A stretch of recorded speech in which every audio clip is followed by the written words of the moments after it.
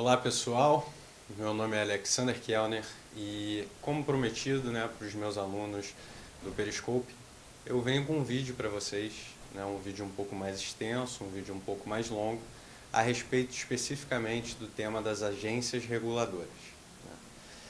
A gente tratou de diversos assuntos a respeito das agências reguladoras que vão ser retomados. Então, o objetivo do presente encontro é esgotar a matéria no que tange às agências reguladoras, tanto para provas de primeira fase quanto para provas discursivas.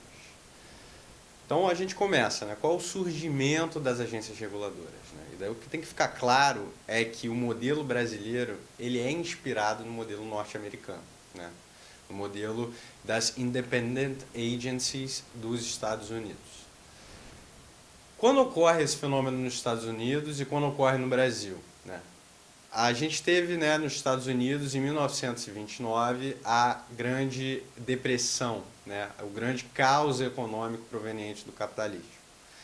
E percebeu-se naquela ocasião que o Estado e o mercado não seriam capazes por si só, o mercado não seria capaz por si só de sair daquela problemática. Então, houve uma necessidade de uma intervenção maior do Estado.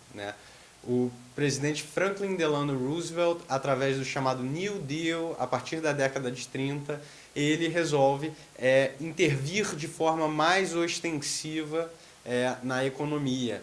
E o instrumento que ele se utiliza são justamente as chamadas Independent Agencies, agências reguladoras. Muito bem. No Brasil, quando ocorre esse fenômeno, e é engraçado porque, na verdade, é uma contraposição. No âmbito dos Estados Unidos, como a gente percebeu, devido à crise do capitalismo, a gente tem uma proliferação de agências reguladoras justamente para intervir no mercado. No Brasil, tal fato ocorre a partir da década de 89 e 90. A partir da década de 90 a gente tem o objetivo do Estado é um Estado não intervencionista.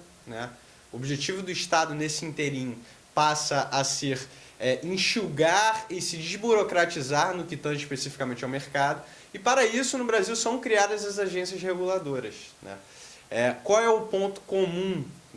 O ponto comum das agências reguladoras entre os Estados Unidos e o Brasil é justamente uma insatisfação com o modelo adotado. Nos Estados Unidos, o modelo abstencionista, e no Brasil, o modelo intervencionista.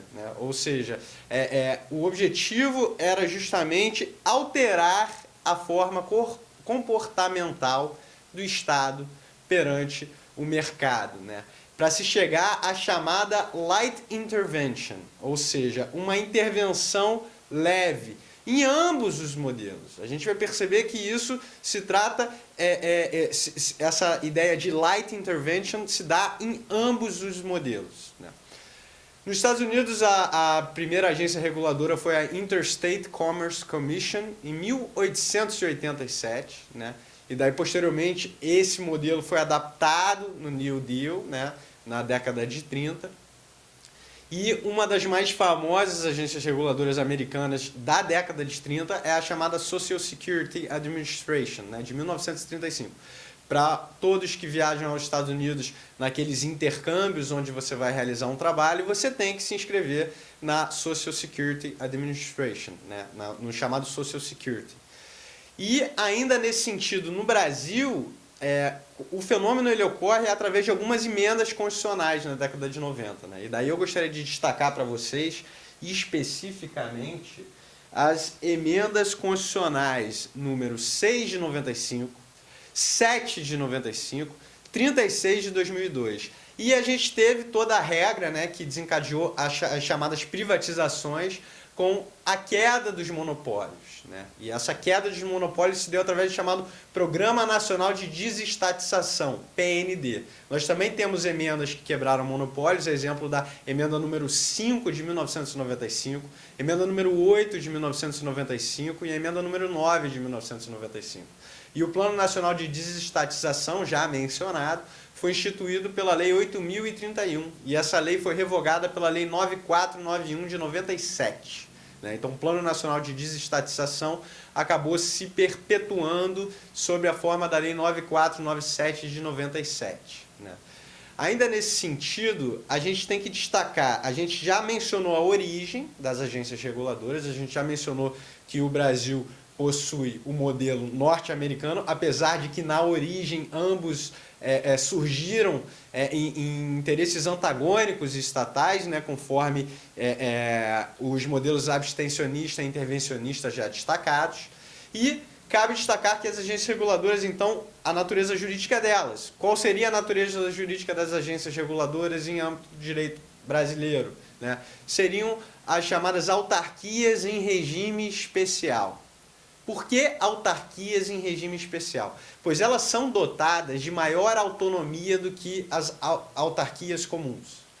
Uma autonomia normativa, que vai ser objeto de análise mais aprofundada, uma autonomia administrativa e uma autonomia financeira, né? Muito bem, qual é a razão de se dotar dessa chamada, nas palavras do professor Rafael Oliveira, autonomia reforçada? Qual a razão de você atribuir a chamada autonomia reforçada às agências reguladoras nessas três subespécies? Autonomia normativa, autonomia administrativa e autonomia financeira. A razão é justamente uma despolitização, né? O objetivo de você retirar da lógica democrática majoritária do sistema político, né? Para que você tenha decisões mais técnicas, né? O objetivo é a regulação de decisões mais técnicas. Então é a despolitização e a regulação de atividades mais técnicas, né? Esses então são os objetivos específicos. Gostaria de destacar ainda que essa chamada atividade regulatória, então, ela é composta por essas autonomias, né? Os poderes normativos, administrativos e judicantes. E a gente, nesse primeiro momento, vai tratar especificamente sobre os poderes normativos, né, das agências reguladoras. As chamadas instruções normativas. Os chamados atos infralegais que podem ser expedidos pelas agências reguladoras. Muito bem. Existe uma divergência doutrinária a respeito da constitucionalidade ou não, né? E num primeiro momento, e a gente vai entender que essa é a primeira posição de professores, a exemplo do professor Celso Antônio Bandeira de Mello, né? E nesse sentido, se trataria ou não de uma violação ao princípio da separação dos poderes, né? Porque a gente tem, né, atividades típicas no âmbito de cada poder, como será percebido adiante, né? Então, você incumbir uma agência reguladora de expedir um ato que possui um caráter genérico e abstrato para regular determinada matéria, seria ou não uma violação à função típica do poder legislativo, né? Por essa razão não poderia, então, ser efetivado, né? A gente, primeiro, então, passa a classificar as agências reguladoras e depois a gente analisa especificamente, iniciando pelo poder normativo, né? As agências reguladoras, então, transpassada a noção de natureza jurídica de autarquias em regime especial, podem ser classificadas, num primeiro momento, a respeito do setor que elas regulam, né? Se elas regulam um setor estritamente econômico stricto sensu, né, elas são classificadas como agências reguladoras do setor econômico, a exemplo da ANP, da Ancine, né? Então são agências reguladoras de atividades de estrito sensu. Agora, se a gente tem agências que regulam serviços públicos concedidos, nós temos as chamadas agências reguladoras de serviços públicos concedidos. E qual seria um exemplo disso, né? A ANEEL, a Anatel, a ANTT, né? Serviços de transporte concedidos pelo Estado, que são regulados por uma agência reguladora, ao contrário de atividades econômicas estrito sensu, que não precisam ser objeto de concessão, mas sofrem regulação. Essa é a noção que eu gostaria de passar. Nesse mesmo sentido, as agências reguladoras podem ser classificadas de acordo com a quantidade de setores regulados, né? Então, agências reguladoras monossetoriais regulam apenas um setor, né? E agências reguladoras plurissetoriais, mais de um setor, né? E ainda podemos classificar as agências reguladoras quanto à titularidade federativa, né? E que vem a questão interessante. Existe possibilidade de uma agência reguladora ser instituída em âmbito municipal? Em âmbito distrital? Sim, a resposta é positiva. Inclusive em âmbito estadual e em âmbito nacional, como as já mencionadas Ancine, ANP e por aí vai, né? Gostaria ainda de destacar, né, então, a respeito dessas agências reguladoras, a noção do poder normativo. De onde provém esse poder normativo, né? É natural que a função é típica do poder legislativo. Agora, a gente sabe que na Constituição, em alguns momentos, o poder legislativo possui a prerrogativa de delegar, né, as suas atribuições, inclusive a exemplo dos decretos expedidos e das leis delegadas, né, pelo chefe do Poder Executivo. Agora, destaca-se, né, e a origem desse poder normativo é um fenômeno conhecido como deslegalização, da deslegalização, né? Então eu vou utilizar aqui rapidamente o quadro negro para ficar mais claro, né, a nossa didática aqui, né? Nós temos a legislação A, né, que versa sobre a matéria X. Perfeito. Isso é uma linha cronológica e agora a gente tem uma legislação posterior, a Lei B, que não versa sobre a matéria X. Ela apenas indica que X será analisado pela ato infralegal, ou seja, não é um ato exarado pelo Poder Legislativo, C. E daí, posteriormente, nós temos esse ato C, que regula a matéria X de forma contrária. De forma contrária à legislação anterior. Então, na verdade, o que a gente tem no fenômeno da deslegalização, né, é a noção de um descongelamento hierárquico da norma. Então, num primeiro momento, você precisaria de um ato normativo hierarquicamente superior para regular a matéria X.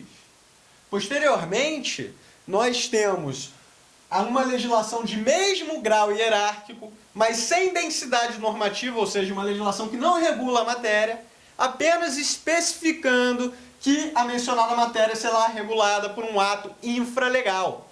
E posteriormente, então, nós temos o surgimento desse ato infralegal, muitas vezes as chamadas instruções normativas das agências reguladoras, né? Ou seja, não exarados pelo Poder Legislativo. E daí, a primeira razão e a primeira discussão seria a respeito da constitucionalidade. Seria constitucional?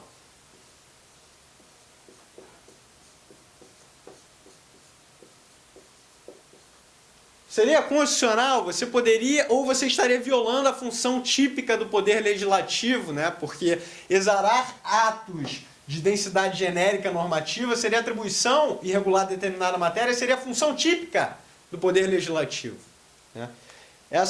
Esse esquema exemplifica o chamado fenômeno da deslegalização, pessoal. Muito bem. Nesse sentido, nós temos duas correntes, né? E a primeira corrente é defendida pelo professor Celso Antônio Bandeira de Mello, né? E qual é o entendimento do professor Celso Antônio Bandeira de Mello? E daí eu gostaria de destacar também o professor Gustavo Binnenboim, naquele livro Uma Teoria de Direito Administrativo. Se trataria de uma violação ao princípio da legalidade, uma violação ao princípio da separação dos poderes, porque seria função típica do Poder Legislativo. Então seria uma violação ao próprio princípio da separação dos poderes esculpido na Constituição. Ainda nesse sentido, a Constituição ela teria especificamente disciplinado o exercício de atos normativos primários ao Poder Executivo em casos, a exemplo do artigo 62 da Constituição, das chamadas leis delegadas, né? No artigo também 68 da Constituição. Então, se você já tem a Constituição disciplinando, né, em âmbito constitucional o exercício pela administração pública, pelo Poder Executivo de atos normativos primários, não haveria como uma legislação posterior não violar a Constituição, tendo em vista a ausência de previsão constitucional expressa nesse sentido. Então, o fenômeno da deslegalização seria inconstitucional. E nós temos a segunda corrente perpetrada por professores, e daí seria a constitucionalidade, né, nesses casos específicos, que é a corrente majoritária, né? E daí eu cito o professor Rafael dos Santos Carvalho Oliveira, né? Eu cito o professor Marcos Juruena Vilela Souto, o professor Diogo de Figueiredo Moreira Neto, né? O professor Carvalhinho e o professor Alexandre dos Santos Aragão. E a constitucionalidade é justamente o fato de que essa legislação B, ela já traz em seu interim os chamados standards.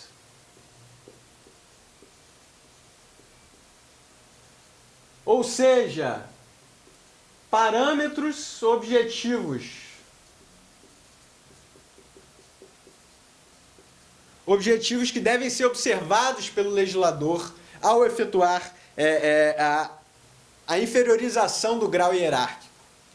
Então, observado esses padrões, você estaria respeitando o princípio da legalidade, né? Tendo em vista que, inclusive, foi o próprio legislador, foi o próprio poder legislativo que efetuou, que mencionou que a mencionada matéria seria disciplinada por um ato infralegal. Ainda nesse sentido, eu gostaria de destacar a noção de que você teria sim a revogação da Lei A, mas não especificamente apenas pelo ato infralegal C, e sim pela conjunção da legislação de baixa densidade normativa B com o ato infralegal, né? Então seria a chamada noção de revogação diferida.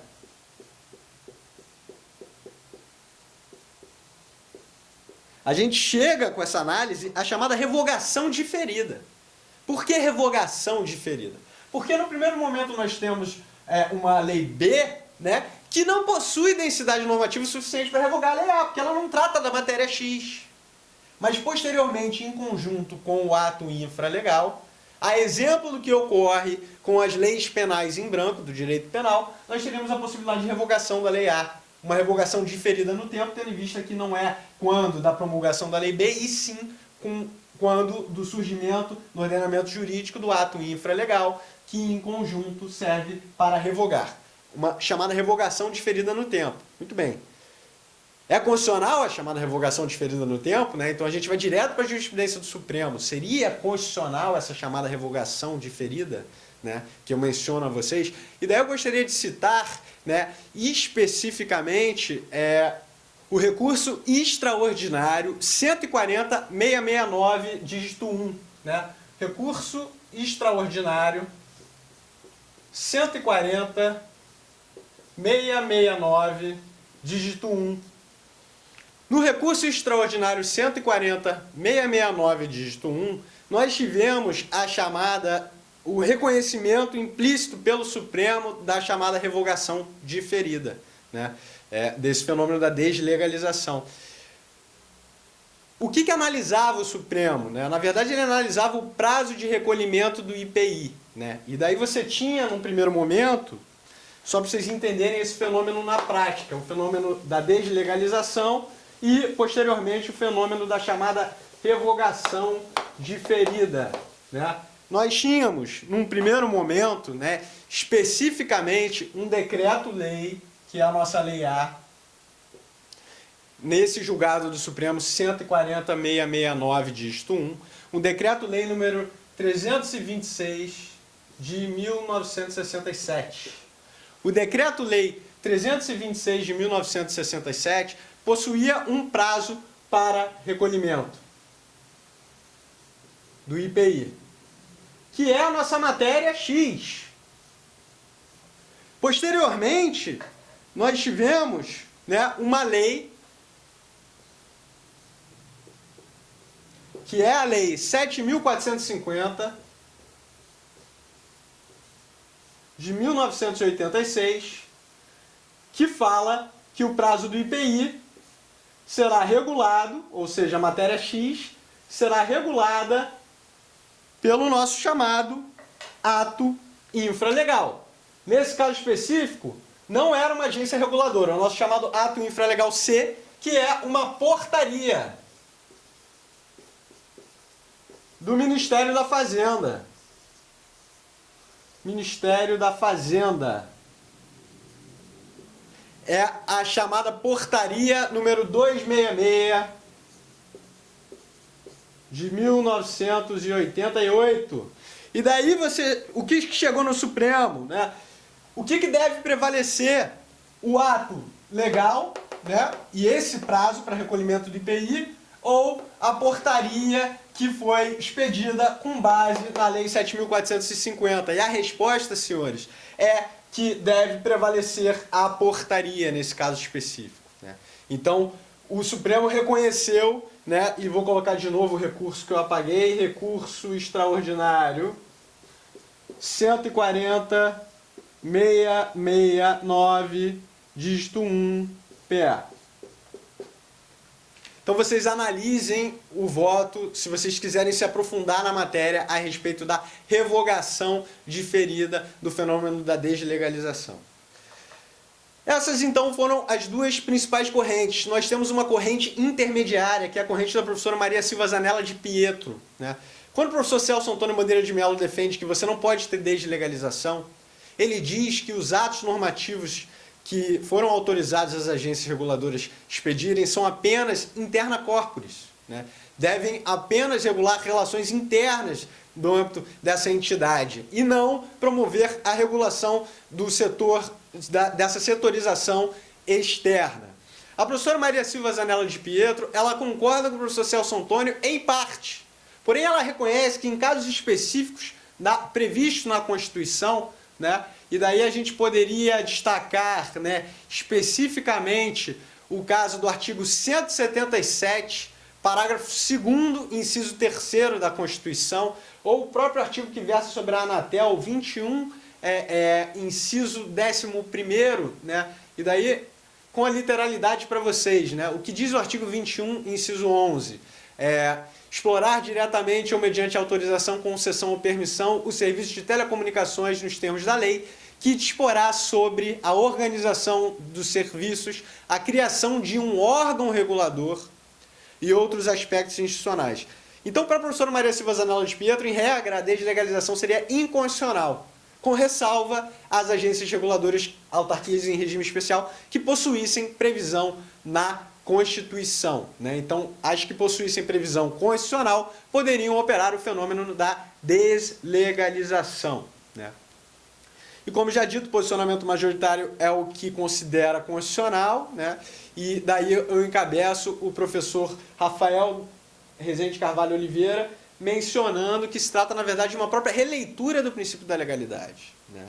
Então, se a gente tem a descentralização administrativa esculpida no artigo 37, nós temos a chamada releitura do próprio princípio da legalidade. Alguns professores, como o professor Gustavo Binnenboim, em sua Teoria do Direito Administrativo, ele menciona a chamada teoria dos graus de vinculação à juridicidade, né? Você não teria mais uma supremacia absoluta do princípio da legalidade, e sim você teria diferentes graus de vinculação à juridicidade, que seria a chamada legalidade lato sensu, né? O embate entre legalidade stricto sensu e legalidade lato sensu. Bem, pessoal, voltando, né, otimizando o tempo de vocês com o lance do quadro, eu gostaria de citar o posicionamento do professor Eduardo Garcia de Interria, que é um grande administrativista e que é considerado por diversos professores de relevância no Brasil, né? E ele considera que você tem 3 tipos de delegação, a chamada delegação receptícia, e daí eu cito o artigo 59 da Constituição, mas eu poderia também colocar o 68, que versa a respeito das leis delegadas, né? Então, como a gente sabe, existe dentro da moldura, né, esculpida pelo Poder Legislativo, né, a possibilidade, através de uma lei delegada, de que o chefe do Poder Executivo edite atos com força de lei, com vinculação legal. Uma função seria o Poder Executivo exercitando uma função atípica, através da chamada delegação receptícia, né? E daí eu gostaria de destacar, né, para vocês, aproveitar para fazer um parâmetro com direito constitucional, né, o artigo 59, inciso 4º, né, que versa sobre as leis delegadas, ou seja, o processo legislativo ele compreende as chamadas leis delegadas, e ainda o artigo 68, que possui os casos, e vou aproveitar o gancho no âmbito da deslegalização, de limitações à deslegalização. O artigo 68 diz, né, as leis delegadas serão elaboradas pelo Presidente da República, que deverá solicitar a delegação ao Congresso. E o parágrafo 1º já traz as restrições. Não serão objetos de delegação, e daí você tem as matérias de competência exclusiva do Congresso, do Senado e da Câmara dos Deputados, e também matérias reservadas à lei complementar, porque o próprio texto constitucional excepcionou aquelas matérias a serem reguladas por lei complementar. E a gente vai entender que quando o texto constitucional menciona de forma expressa que a legislação deverá ser regulada por lei, é natural que se trata de uma limitação à deslegalização mencionada. Ainda nesse sentido, como é que se exterioriza a lei delegada? Uma resolução do Senado que permite essa delegação, né? A delegação remissiva, né? Artigo 84, inciso 4º. Se vocês repararem pela própria literalidade do artigo 84, inciso 4º, vocês vão perceber que o Poder Executivo ele possui a prerrogativa de editar atos que não possuem força de lei. Então são atos que não possuem força de lei. Essa é a chamada delegação remissiva, né? E um dos exemplos na Constituição Federal do Brasil é o artigo 84, inciso 4º. E nesse mesmo interim, a gente já tratou sobre o fenômeno da deslegalização, e a gente passa agora, né, que seria a terceira classificação do professor Garcia de Interria, a perceber, né, que existe determinados casos de limitação casos de limitação constitucional ao fenômeno da deslegalização, né? E qual seria o primeiro exemplo, né? Eu gostaria de citar especificamente como limite o artigo 5º da Constituição. Se vocês forem ao artigo 5º, ele possui nos incisos 6, 7, 8, 12, a seguinte palavra, né, a seguinte expressão, perdão, na forma da lei. Então, pessoal, nesses casos específicos, onde você já encontra na Constituição uma menção expressa de que aquela matéria será disciplinada pela lei, por um ato com hierarquia e caráter legal, é natural que você não terá possibilidade de considerar um fenômeno de deslegalização. Lembrando que a gente percebe que os setores econômicos a serem regulados, mesmo que a gente vá ao artigo 174 da Constituição, diversas matérias extremamente técnicas e específicas não são mencionadas de forma expressa pela Constituição. Então é natural que você não tenha essa mencionada limitação, né? Então a gente chega nesse interim à matéria também de limitação no que tange especificamente às leis complementares, como eu já citei anteriormente, né? Matérias a serem reguladas por leis complementares não podem, né, ser, né, reguladas através do fenômeno da deslegalização. Nesse sentido, pessoal, eu gostaria de destacar o artigo 24 da Constituição. E qual é a razão disso, né? O artigo 24 trata da competência legislativa concorrente da União e dos Estados. Se a gente vai para o parágrafo 1º e o parágrafo 2º, nós vamos ter aquelas possibilidades, né, na própria literalidade do parágrafo 1º e do parágrafo 2º, quando a Constituição tem competência para legislar de forma privativa sobre normas gerais, e você terá a possibilidade dos Estados, no parágrafo 2º, legislar de forma suplementar, né? E naqueles casos específicos onde não exista uma norma constitucional de leis gerais, os Estados terão competência legislativa plena sobre aquela matéria, até que sobrevenha uma lei federal no âmbito promulgada pela União, né, sobre normas gerais, né? E qual é a razão disso? Você não pode ter a noção de deslegalização heterônoma, né? Então, é natural que, nos casos específicos de legislação que seja regulada, na competência concorrente, que você tenha a possibilidade de diferentes entes regularem a mesma matéria, você não pode que uma lei federal, que apenas deve regular normas gerais sobre a matéria, você não pode ter uma lei federal que conceda, né, a uma segunda lei federal, a um ato infralegal, a possibilidade de regular aquela matéria, porque você vai ter a possibilidade de competência plena dos estados no parágrafo 2º. Então, destaca-se o artigo 24 da Constituição, parágrafo 1º e 2º, nesse interim. Também se trata de uma das limitações ao fenômeno da deslegalização, né?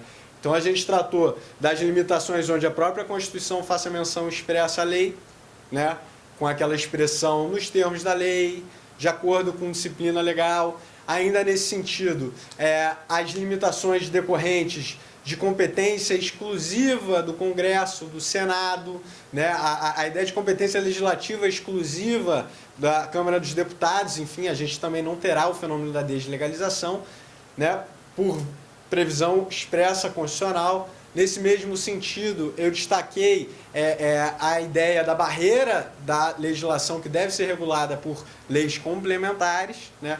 E agora eu destaco esse caso específico de competência concorrente, onde é natural que você não possa ter um fenômeno da deslegalização heterônoma, né? A deslegalização operada por um ente federativo de maior hierarquia, né, impedindo, nesse caso específico, a União, impedindo os estados de legislar de forma plena sobre a matéria, caso não exista lei que regule de forma geral a matéria, né? Então fica esse adendo que eu resolvi inserir no meio da nossa aula a respeito de uma limitação constitucional no âmbito da competência concorrente do artigo 24, e daí descendo para o parágrafo 1º e 2º, ao fenômeno da deslegalização.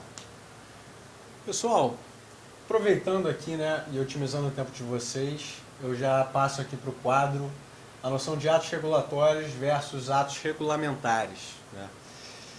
Existe uma divergência doutrinária, né, a respeito de se você tiver um conflito entre atos regulatórios e atos regulamentares, né, o que deve prevalecer, né? E daí você tem, num âmbito específico, a professora Maria Silva Zanella de Pietro defendendo, né, que o que deve prevalecer é o regulamento do chefe do Poder Executivo, né? Então, se você tem um ato regulamentar do chefe do Poder Executivo, é ele que deve prevalecer. E a fundamentação, pessoal, é justamente o artigo 84, inciso 4º, né, da Constituição, né, onde compete privativamente ao presidente da República sancionar, promulgar e fazer publicar as leis, né, bem como expedir decretos e regulamentos para sua fiel execução. Então, essa é a fundamentação. Destaco ainda o posicionamento da professora Maria Silva Zanella de Pietro, né, no que tange especificamente ao artigo 84, inciso 2º da Constituição. Por quê? Porque ela defende que o ato regulamentar ele deve prevalecer sobre um ato regulatório expedido pela agência reguladora, tendo em vista a consideração de que cabe, né, nos termos do artigo 84, inciso 2º, ao chefe do Poder Executivo, né, exercer, com o auxílio dos ministros, a administração geral da administração pública. Então, nesses casos específicos, como cabe ao chefe do Poder Executivo exercer a administração geral da administração pública, esculpida no artigo 84, inciso 2º, nós teríamos, né, a defesa de que deveria prevalecer, em caso de eventual conflito, o ato regulamentar expedido pelo chefe do Poder Executivo. Agora, o posicionamento da doutrina, e daí eu destaco o professor Rafael Carvalho Rezende de Oliveira, o professor Gustavo Birenboim, né, e o professor Alexandre Santos Aragão, seria a prevalência dos atos regulatórios das agências. E qual é a razão disso? artigo 174 da Constituição, né? E ainda nesse sentido, eu gostaria de destacar a descentralização do artigo 37. A fundamentação do professor Rafael Oliveira é justamente que esses atos regulamentares com base no artigo 84, inciso 4º, né, execrados pelo chefe do Poder Executivo, eles possuem um caráter genérico, um caráter extremamente genérico. E a contraponto, né, você teria, com base no artigo 174, na intervenção estatal na economia, com base no artigo 37, na descentralização administrativa, a gente teria a possibilidade de um ato regulatório extremamente técnico. Extremamente específico, né? E nesse interim, se ele é técnico e ele é específico, princípio da especialidade. E essa é a razão pela qual defende o professor Rafael Rezende de Oliveira e outros professores da prevalência em eventual conflito de atos regulatórios com base em atos regulamentares expedidos pelo chefe do Poder Executivo, com fundamentação no artigo 84, inciso 4º e 84, inciso 2º da Constituição. 84, inciso 2º, que diz que ele vai ser o chefe da administração pública,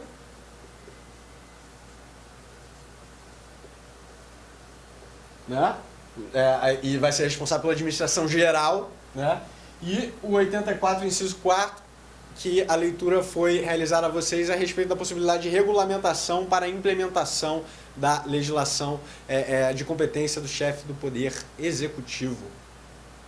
A gente passa agora para o nosso segundo tópico, né, que seria a noção do segundo tópico no interior desse regime especial, dessa autonomia reforçada das agências reguladoras, dessas autarquias em regime especial, que é o poder de sua própria administração, né? Ou seja, a gente tinha a autonomia normativa, o poder normativo, que a gente já tratou de forma exauriente, agora a gente passa a tratar da própria autonomia administrativa que as agências reguladoras possuem.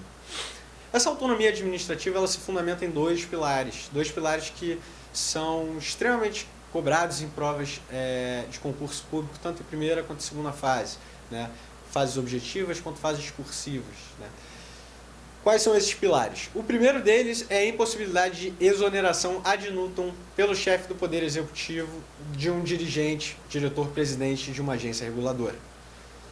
Eu trago para vocês a literalidade da legislação, da lei específica, que é a Lei 9.986 do ano de 2000. A Lei 9.986 ela regula o setor do RH, né, os recursos humanos no interior de uma agência reguladora.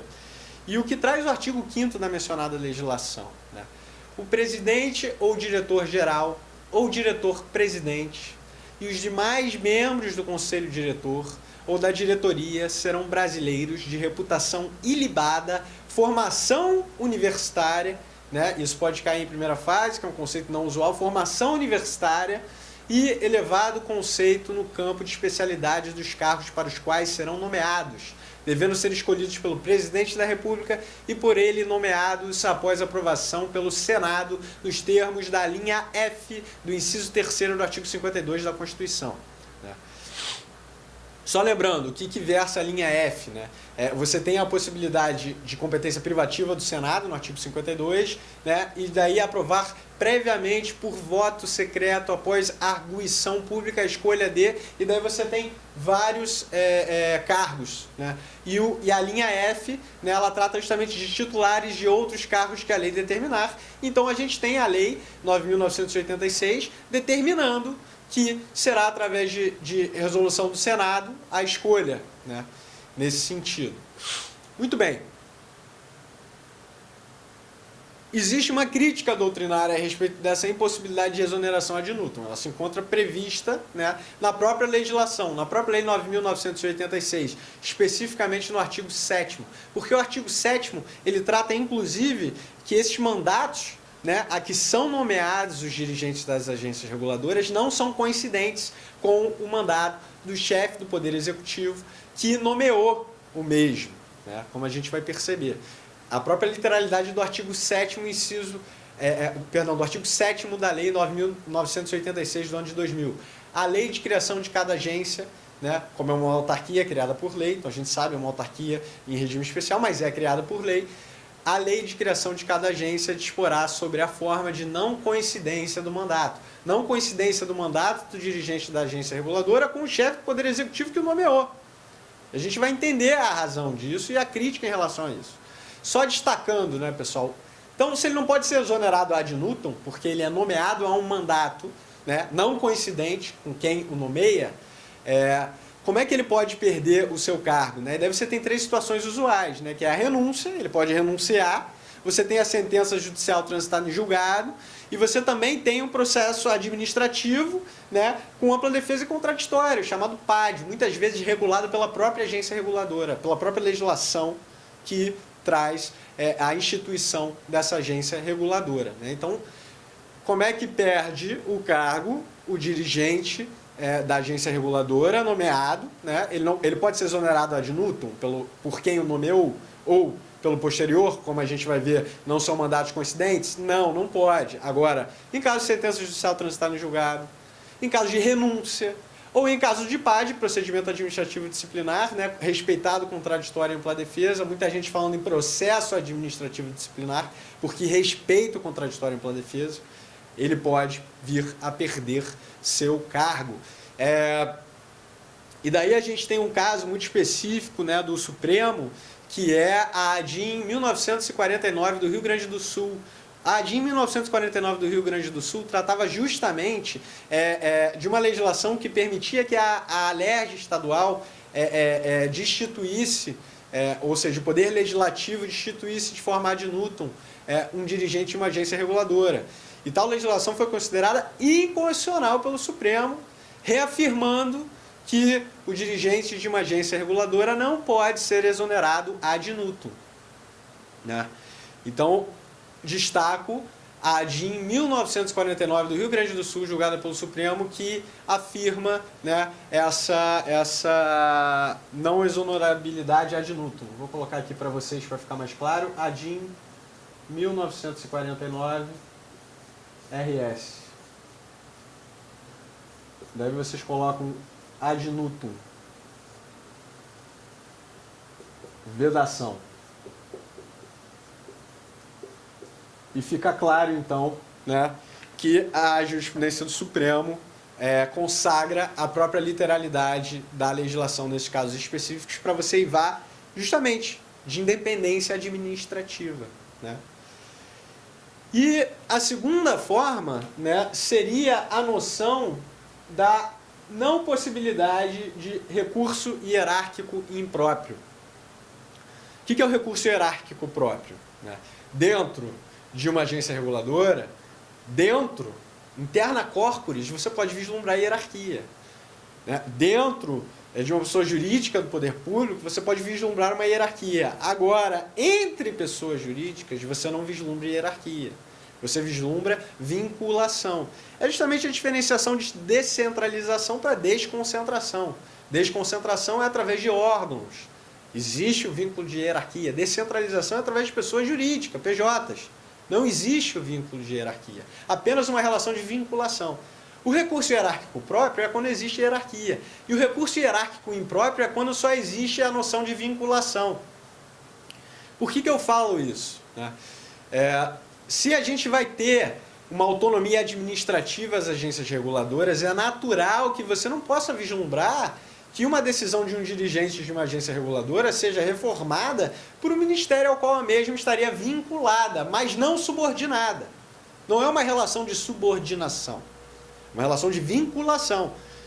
Então, se o objetivo da agência reguladora é ser uma agência independente, remetendo ao começo do nosso encontro, as chamadas Independent Agencies dos Estados Unidos, né, é natural que você não possa ter um recurso hierárquico impróprio.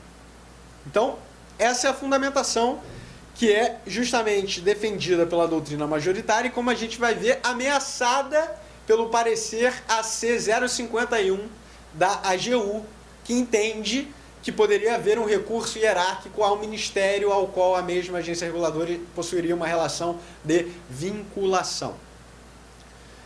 Nesse sentido, você tem uma divergência doutrinária, voltando a respeito dessa noção de não coincidência do mandato dos diretores, dirigentes de uma agência reguladora e do chefe do Poder Executivo que nomeia os mesmos, né?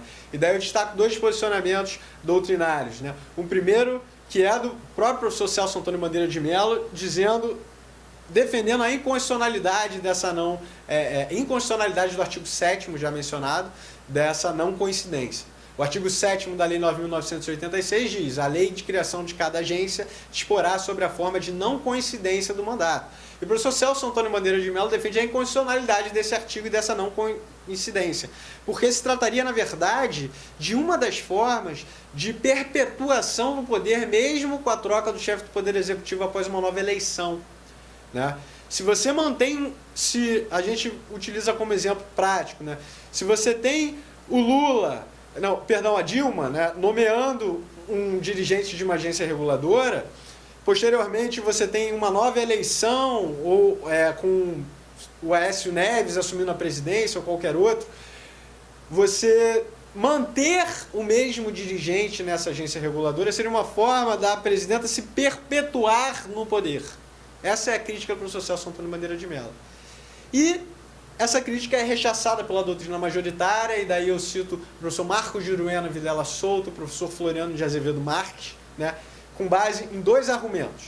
O primeiro argumento é que, em regra, como não existe recurso hierárquico impróprio, como eu mencionei, então não existe possibilidade de coerção e também não existe a exoneração ad nutum, então não existe possibilidade, ao menos formal, de pressão e coerção do chefe do Poder Executivo num dirigente de uma agência reguladora.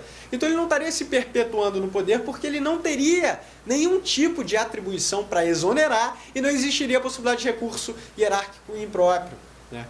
Então se trataria, né, de um dirigente independente, e por ser independente ele não estaria vinculado nem ao quem o nomeou e nem ao sucessor de quem o nomeou na chefia do Poder Executivo. Essa é a primeira fundamentação. E a segunda fundamentação a respeito da constitucionalidade é justamente como a gente vai perceber por um artigo expresso, a pluralidade de composição no âmbito das agências reguladoras, né? Você tem uma composição de diretorias que é uma composição plural. E você tem, inclusive, a realização, muitas vezes, de audiências públicas. A lei do processo administrativo federal, que prevê a possibilidade de audiências públicas, ela é aplicável subsidiariamente às agências reguladoras. Então, você tem a possibilidade, inclusive, de realização de audiências públicas, né? Então, você não poderia defender uma violação ao princípio republicano, né? Essa, então, seria o embate doutrinário. De um lado, o professor Celso Antônio Bandeira de Mello entendendo que o artigo 7º é inconstitucional. De outro lado, o professor Marcos Giruena Vilela Souto, o professor Floriano de Azevedo Marques Neto defendendo a constitucionalidade. Ainda no intuito também de que seriam órgãos colegiados, né, onde você teria essa composição plural. Isso é extremamente importante, a gente percebe o tempo inteiro um objetivo de democratização, que a gente vai ver o déficit de legitimidade democrática das agências reguladoras e também, lato sensu, né, do Poder Judiciário. Então você tem essas sucessivas realizações de maior participação pública, né, na tomada de decisões do poder público. Eu de destacar, então, o posicionamento do professor Rafael Oliveira, né, no seguinte sentido: ele também defende a impossibilidade do cabimento de recurso hierárquico impróprio, e a razão disso é justamente uma ausência de previsão legal, né? Então ele defende que você teria que respeitar o princípio da legalidade e, portanto, tendo em vista uma ausência de dispositivo legal expresso determinando a possibilidade de um recurso hierárquico impróprio, na própria lei que cria as agências reguladoras, que são de baixa densidade normativa, né, não regulam o setor, né, especificamente, então você não teria a possibilidade de um recurso hierárquico impróprio. Ele cita, no seu Manual de Direito Administrativo ainda, o artigo 37, inciso 19 da Constituição, que prevê a noção de descentralização e desconcentração, né? As noções de descentralização e desconcentração que trazem, portanto, no âmbito da desconcentração você tem hierarquia entre órgãos. Agora, entre pessoas jurídicas, no âmbito da descentralização, você não tem subordinação, você não tem hierarquia, você tem a chamada vinculação, que eu já mencionei. Nesse sentido, pessoal, notem, né, o segundo posicionamento é do parecer AC 051, né, da AGU. E esse posicionamento, ele fundamenta justamente no artigo 84, no já mencionado artigo 84, inciso 2º, que menciona, da Constituição, né, que menciona que o chefe do Poder Executivo é quem dirige, de forma geral, a administração pública. Então é por isso que a AGU defende a noção de recurso hierárquico impróprio, a possibilidade, então, de recurso hierárquico impróprio. Pessoal, a gente passa, então, a análise de da parte final, né, desse regime especial, que é justamente a própria autonomia financeira que possuem as agências reguladoras, né? E a gente vai entender que existe uma discussão a respeito da própria natureza jurídica das chamadas taxas regulatórias, né? Se a gente tem uma agência reguladora, ela possui autonomia financeira, inclusive para instituir taxas regulatórias, as chamadas taxas regulatórias, justamente para efetivar a regulação, sustentar economicamente, né, fazendo menção expressa ao princípio da economicidade, a regulação. Qual seria, então, esse entendimento, né, dessa noção de possibilidade? Qual seria a natureza jurídica dessas taxas, né? O primeiro entendimento é que elas possuiriam natureza jurídica de tributo, né? O posicionamento do professor Carvalhinho, né, José dos Santos Carvalho Filho.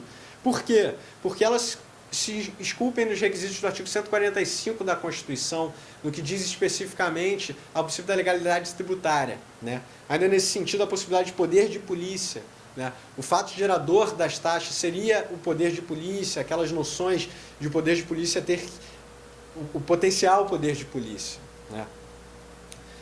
E ainda o caráter compulsório. O professor José dos Santos Carvalho Filho entende, então, que se trataria de uma natureza de tributo, porque você teria os próprios requisitos, né, e as próprias características dos tributos nessas chamadas taxas regulatórias, né? E a gente tem um segundo entendimento, que é o entendimento do professor Alexandre Santos Aragão, do professor Marcos Juruena Vilela Souto, que entende que depende, né,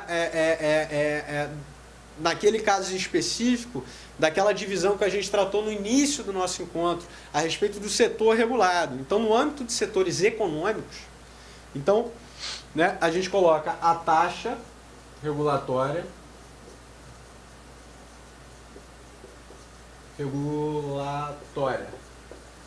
Isso é importante, eu gostaria de destacar aqui no quadro porque é importante. Setor econômico,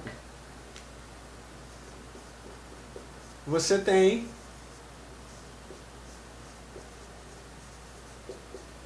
natureza de tributo para essa segunda corrente. Agora, no âmbito do setor de serviços públicos,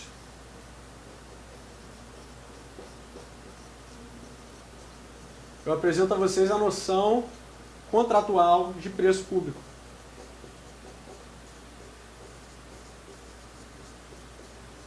Então, a primeira corrente defende que se trata de um tributo. O professor José dos Santos Carvalho Filho defendendo que, tendo em vista que os requisitos do artigo 145, inciso 2º da Constituição se encontram presentes, você teria a natureza de tributo. E a segunda corrente entende que seria um tributo, no caso específico do setor econômico, tendo em vista os requisitos do artigo 145, mas você também teria, no âmbito do serviço público, a ideia de preço público, porque tem ligação ao próprio serviço público a ser prestado naquele interim, né? Então, esse é o segundo posicionamento, né? Não ostentam natureza tributária e seriam consideradas preço público. Alexandre dos Santos Aragão e Marcos Juruena Vilela Souto, né? O professor Rafael Oliveira, ele possui um posicionamento intermediário, no qual ele defende que depende das peculiaridades de cada lei, né? Então, cada lei que institui a determinada autarquia poderia prever uma diferente natureza para a autarquia em regime especial, né? Poderia prever uma diferente natureza para as taxas, né? Tendo em vista que a própria lei poderia considerar ou não a compulsoriedade dessa taxa, enfim. O professor Rafael Rezende Oliveira, ele trabalha nesse interim, né? Dependeria de previsão expressa, previsão legal expressa, né? Pessoal, a gente chega, né, no fim do nosso encontro com uma discussão extremamente relevante, né? E daí eu vou destacar para vocês também no quadro porque eu falei para vocês que existe a noção de um déficit democrático, né? Então, a gente tem de um lado a teoria dos poderes neutrais,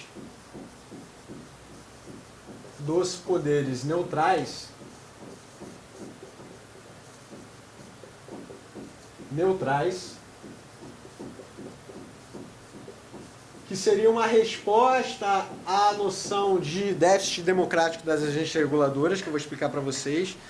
Agora, a gente também teria a teoria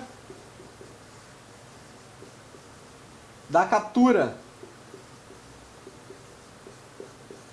O pessoal que acompanha no Periscope, eu falei das duas, né?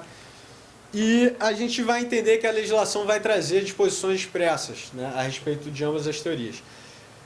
Qual é a razão da crítica à legitimidade democrática das agências reguladoras? Porque se esse dirigente ele não pode ser exonerado ad nutum por quem foi democraticamente eleito, então você teria uma deficiência democrática, porque esse dirigente não foi eleito diretamente pelos populares, né?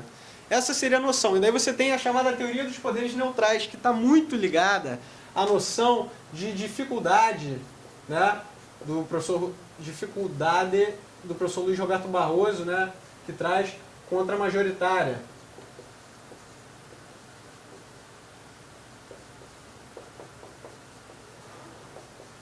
Então, a gente teria, né, uma sociedade plural. E se você tem uma sociedade plural, você precisa de poderes não majoritários. Porque existe uma minoria que não vai conseguir manter a garantir a eficácia de seus direitos com base no regime democrático de sistema majoritário. Por quê? Porque se trata de uma minoria. Então, nesses casos específicos, você tem que ter os chamados poderes neutros, poderes neutrais, né? Um exemplo de poder neutral seria um Tribunal de Contas, né, que poderia advogar contra interesses, inclusive da própria administração pública, né, o controle externo da administração pública, ele é exercido pelo Tribunal de Contas. Então, essa é a primeira noção da chamada teoria dos poderes neutrais. As agências reguladoras estariam inseridas, pois seriam neutras, com base no regime majoritário das eleições. Nesse mesmo sentido, gostaria de destacar ainda a noção de composição plural, que eu já mencionei, né,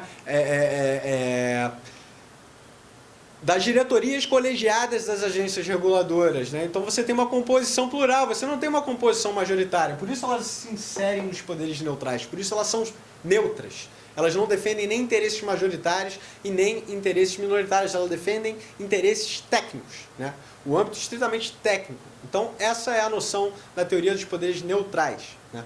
E a teoria da captura, né? O que seria a teoria da captura, né? A teoria da captura é justamente...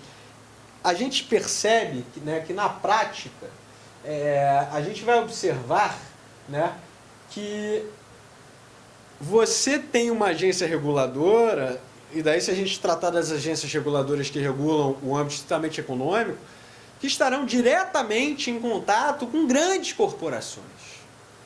Se a gente pensa na própria forma de financiamento de campanhas que está tão em xeque hoje no Brasil, a gente entende que existiria a possibilidade de uma certa captura de interesses, de uma certa influência direta por essas grandes corporações econômicas no âmbito da própria agência que está regulando, né?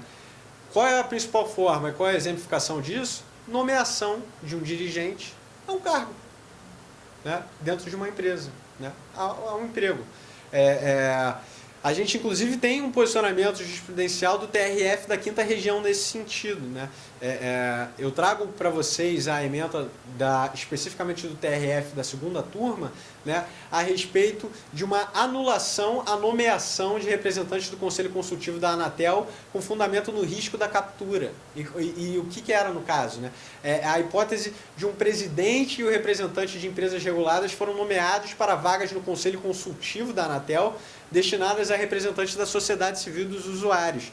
Então, na verdade, a teoria da captura é justamente, como se tratam de grandes corporações econômicas que possuem grande influência, grande poderio econômico, elas poderiam capturar esses interesses, né? E em posição à sociedade em contraposição aos usuários, né, naqueles inteirinho. Né? Então, essa é a crítica a respeito da teoria da captura. E a fundamentação, né, justamente de você ter uma composição plural, de você ter, em regra, a não influência de um dirigente do Poder Executivo Central, né, do chefe do Poder Executivo, em regra formal, não influência no dirigente da agência reguladora. Né? Então essas são as noções que eu gostaria de trazer para vocês a respeito da teoria dos poderes neutrais e da teoria da captura. Só para vocês entenderem a própria legislação, né? E daí eu cito especificamente o artigo 34 da Lei 9.472 de 97, né? Ele dispõe, então, a respeito, um contraponto a essa noção da teoria da captura, né? E, nesse sentido, ele dispõe que você terá, de um lado, dirigentes nomeados pelos órgãos majoritários, né? Entidades majoritárias, exemplo, né, do Senado, da Câmara dos Deputados, do Poder Executivo, mas você também tem entidades de classe prestadoras de serviços, né? Você tem entidades representativas dos usuários e entidades representativas da sociedade. Então, a gente tem prestador de serviço, usuário do serviço e sociedade em geral. Isso é o quê? Além dos poderes majoritários, né? Majoritários. Isso é uma composição plural. Então é com base nisso, né, e que você veda essa noção da teoria da captura e você combate a noção de ausência de legitimidade democrática, inserindo as agências reguladoras nos poderes neutrais. Só destacando, pessoal, que algumas leis específicas das agências reguladoras trazem inclusive aquela noção de quarentena, para você impedir, né, que um dirigente de uma agência reguladora ou até um funcionário, o professor Alexandre Santos Aragão trata também dos funcionários no seu livro a respeito das agências reguladoras, a respeito da teoria da captura, você impedir que eles sejam nomeados, né, que eles sejam contratados por essas grandes corporações econômicas, né, no intuito, inclusive, de você impedir eventual influência no exercício desse mandato. A legislação traz isso, né, a própria legislação que cria as agências reguladoras trazem isso. Pessoal, com isso a gente exaure o tema a respeito das agências reguladoras. Eu espero que esse encontro tenha sido proveitoso, né? É o primeiro encontro dessa nova sequência que eu faço, né? Alguns problemas técnicos às vezes atrapalham, mas aos poucos a gente vai melhorando e chegando num resultado final que agrade a todos. Eu agradeço a todos, tá? Lembrando, eu estou no Periscope, né? @AlexKellner, vocês podem entrar lá e eu posto vídeos semanalmente. E, nesse sentido, aguardo vocês, então, para os nossos próximos encontros, nossas próximas aulas. Um grande abraço e até uma próxima oportunidade. Obrigado.